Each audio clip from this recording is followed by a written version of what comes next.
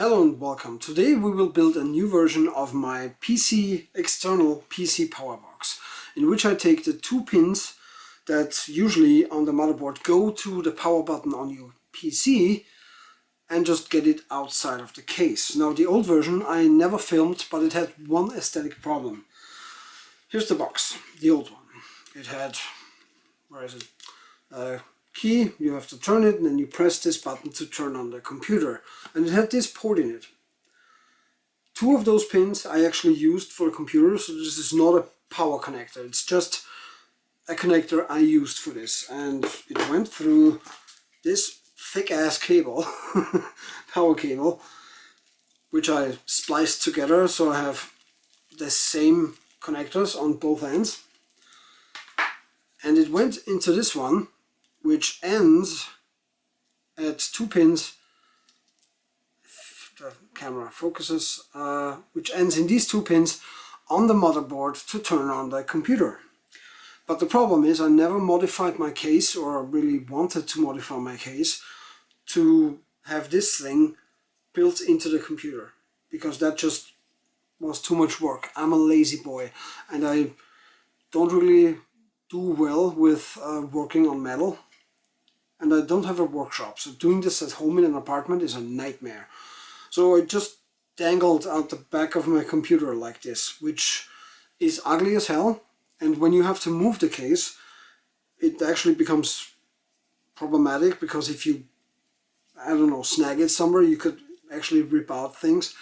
So yeah, it worked with this box, and this box is still my favorite, thickness-wise or design-wise.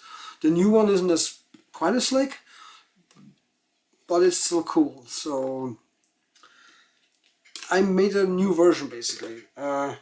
Instead of this, I have a PCI slot cover with two USB-A ports that terminate in a connector for a motherboard, for a USB connector.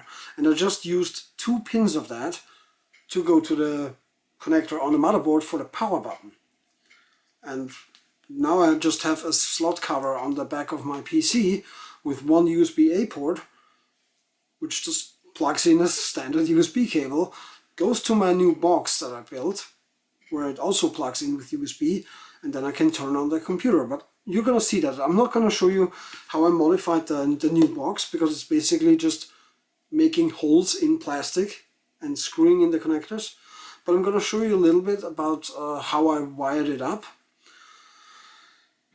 and how I got it to work, if I got it to work. Keep watching, so you'll find out. But before we get going, I quickly want to run down the parts that I bought for this project, so you can search equivalent parts on Amazon or wherever you want to buy them. I can't give you the exact links for some of these, so I'm not going to give you any links at all, because Amazon being Amazon, some of these just aren't available anymore, even though I bought them like a month or two ago. So yeah, but if you type in the names, you're gonna find something that'll work for you. So we're gonna start off with like a black box of whatever size and thickness you can find and want for your project. You can really take whatever you want or modify whatever you have to hand. I bought the one shown here. Everything I'm going to show you, by the way, is going to be in German, because I live in Austria and I shop on Amazon Germany, so yeah, tough luck. So the box out of the way, we have a momentary switch with two pins. It's really not complicated. There are big ones, there are small ones. Then we have these are called rocker toggle switches. They're often used in cars, but you can basically use them wherever you want. Then of course a long USB cable. I chose 5 meters. It says it's USB 3.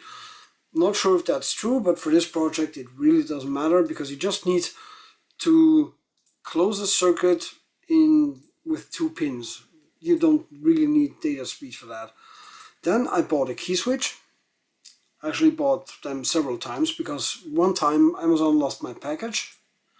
Then we have this USB port thing that I can screw into the box and internally connect to another USB namely to this little thing that has terminals on the back, so you can easily screw in cables. Now you could cut off the USB, this one. I don't know what to call this, the Einbaubuchse. So the thing you can screw into the box. You could cut that cable and just solder the two cables you need directly to the rest. But the way I did it doesn't require any soldering because I'm very bad at it. So I didn't even want to try.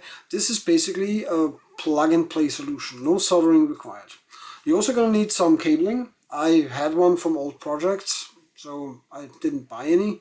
And here we have the slot cover with the two USB-A ports and the motherboard connector, from which we're going to take two ports for the power connector, the power button connector on the motherboard. And that's basically it. I mean, you can just use one button. You don't need the key switch or the toggle switch. These are just extra features that I wanted. You can just basically take two wires from the motherboard connectors to a switch and press it. That's all. You just have to complete the circuit between those two pins on the motherboard. That's all you need to do. It doesn't matter if you have it going to a simple switch or if you have 15 other switches in between. It really doesn't matter. Just as long as the connection is complete, when you just press one button, whatever you put in between basically doesn't matter. So yeah, those are the parts. Let's get to the building.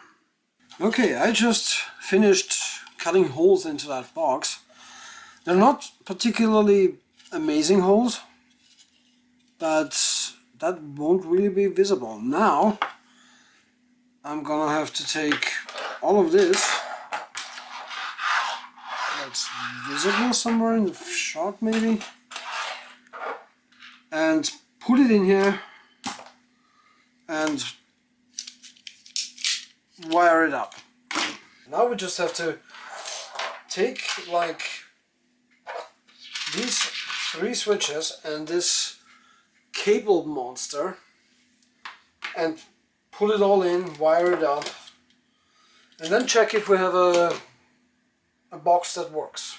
So let's get going.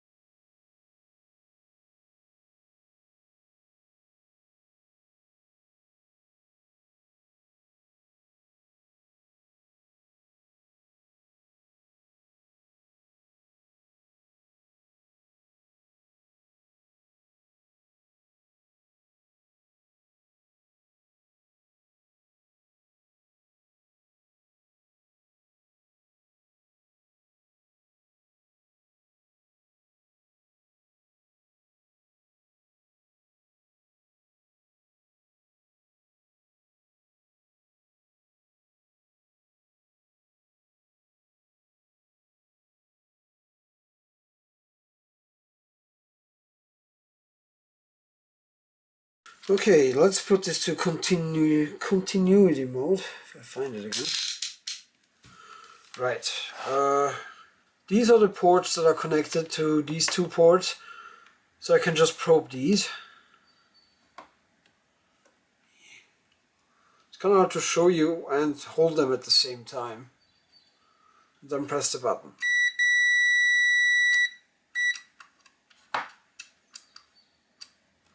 Did I slip? Yes, I slipped.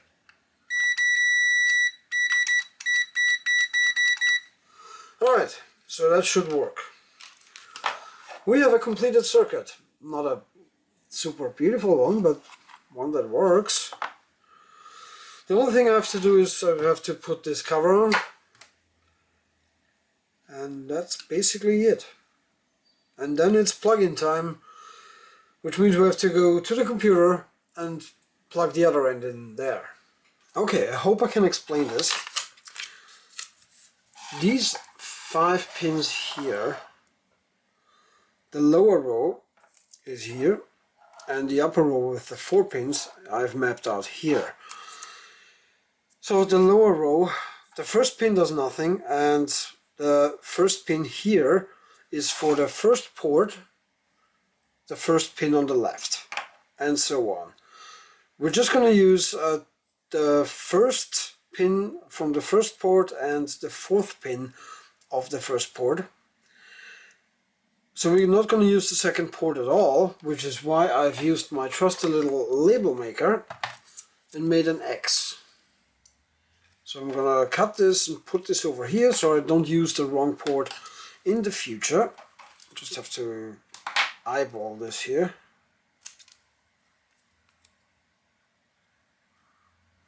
Maybe like this.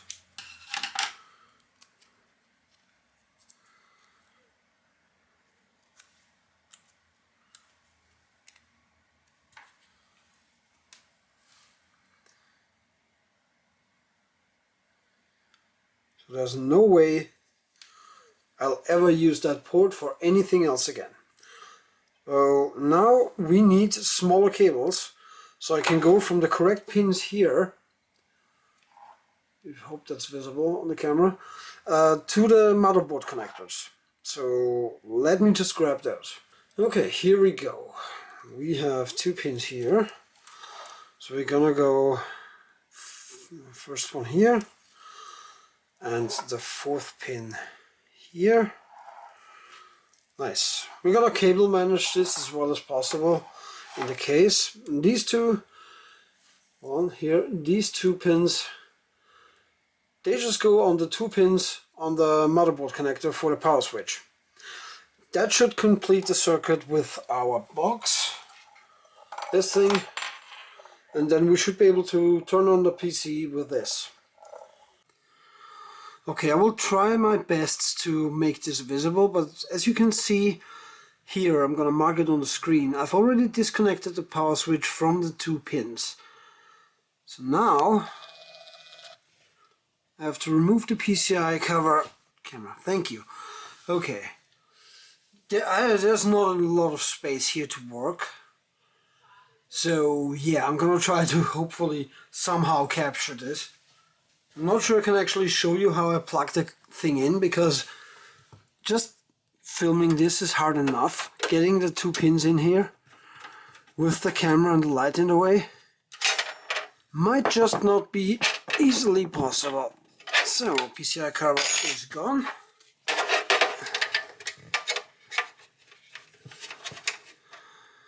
Right. Damn it, I have to hold it in. Shit. Okay.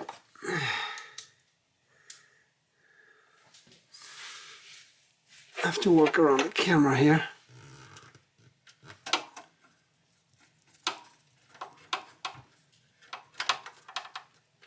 Yes, okay. That's in. Don't think I will have much room to actually cable manage this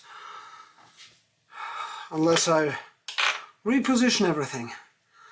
So let's do that. I'll be right back. That was a lot harder than I thought. So I went down in the back here went behind the panel and came up here. You can see the white cable here and the orange one, or you will be. Here you can see the orange and the white cable coming from below. So it's a lot cleaner. Well, it's not clean because this case is dusty. And what I want to know,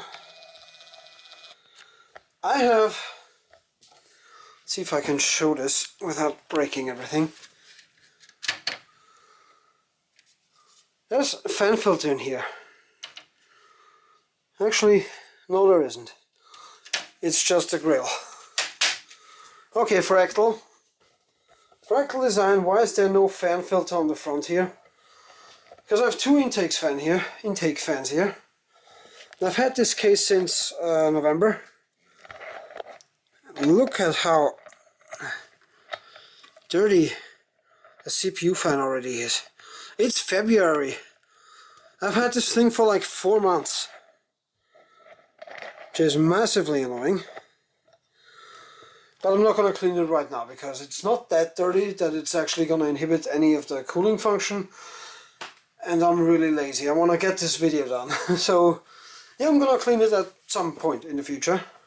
On the back, we're coming from the top here. And we're just connecting the cables here, which is perfectly fine. Now we just have to plug in the cable and see it work. Okay, first test time. Here we have the 5-meter USB cable, which I will plug in into the back.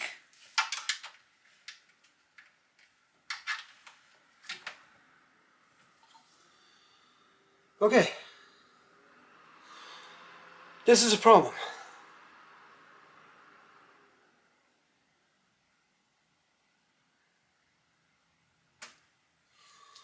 Apparently the USB cable already closes the connection, so apparently just plugging this in starts the computer and apparently keeps the button pressed. So this already completes the connection, which is annoying. Yep.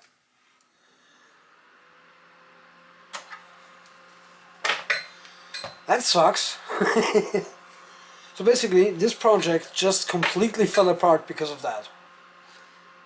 I did not know just plugging in a USB cable into a USB port completed the connection and closed the circuit. So I can't even get to that box because it already starts the computer. Well, so it seems I can't use USB. I assume the same would be the same for USB-C. So yeah, I have to go back to the drawing board and find a new connection. Which means I have to plug in the old power button, which is annoying. Okay, I thought about it for a second. The computer is still running. I'm gonna try. I used the positive and the negative connection on the USB port. So basically, hope that's visible here, the first and the last pin, which as far as I can tell are the power pins. So I'm gonna try and use the two middle ones. They're both data. Maybe those don't behave that way. Or maybe if I use one power and one data, maybe those don't connect in the same way and don't cause this issue. So I'm gonna try that now while the computer is running, and if it is triggered, then the computer will turn off. So let's try it.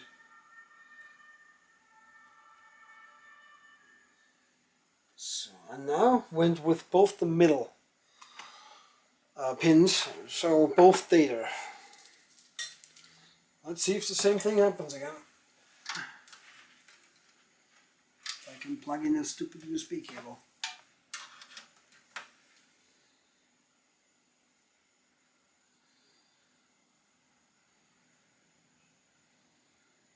Computer's still running.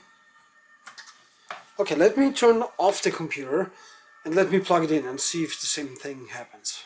Okay, the computer is completely off now. So if I plug this in and yeah, we'll see if it works. Let's just plug it in. Turn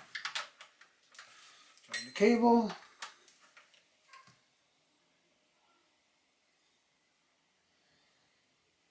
Okay. That's a good sign, so it doesn't start up when you use the data lines. So if you try something like this, trying to use a USB cable to replace your power button, don't use the plus and minus line from the power, use the two data lines in the middle. Now I have to rewire this thing. It's visible here, because here I went with the outside minus and the plus. So I'm gonna have to switch these two to the data line, and that's it. Everything should work after that, in theory. So I'll rewire this, and then I'll be right back. We're gonna try to turn on the computer, hopefully correctly this time. Okay, I'm back. As is hopefully visible here. Well, it's not gonna be that visible, but the two data lines in the middle are now used, except for the, instead of the outer pins for power. So in theory, if I plug this USB cable in to this box, nothing should happen yet. Nice. So now I have to reposition the camera so you can see. I can't do this all in one shot like this. Hold on. Okay, here we are. Box is plugged in. Now let's flip this switch. Nothing happens as is supposed to. Turn the key. Now everything should be open except for that button. If I press this button, the computer should turn on. Wish me luck.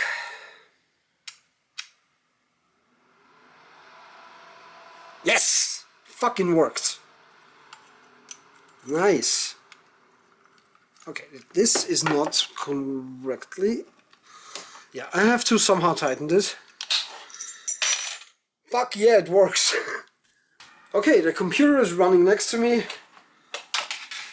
I can disconnect the box now, and this thing works. I just had to use the data lines from the USB, because apparently when you plug in a USB cable, it somehow closes the circuits between the positive and the negative side, which I guess makes sense because then you have power. But yeah, I didn't think about this. I'm really not good at electronics, as is very visible in this creation. But it works now, so now I just have to lay the cable under the table, you know, in the cable channel, tidy it away, mount this box under the table, and then we'll be finished. Here's the box mounted under the table. Gonna close the box, unplug in the USB.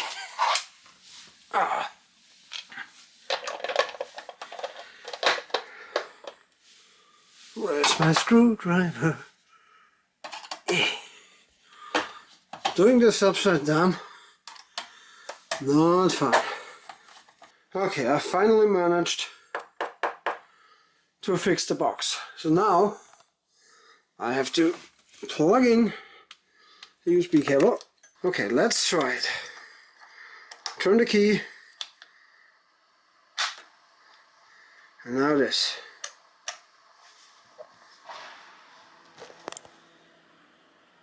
You see? Graphics card is lit up. Damn, my hand is shaky. Come on, post already. Thank you. Alright, it works. Okay, and with this we are done. I have finally another box that I can use from under my table to turn on my computer. It was a wild project, especially at the end there, where it turns out I had the wrong pins and it booted automatically when I plugged in the USB cable, but thankfully I found a way around that by just using different pins, and I have no idea how the edit for this is gonna come out. It's gonna be interesting. Yeah, thank you very much for watching. My name is Oliver here at Vienna Gamer, and I will see you next time.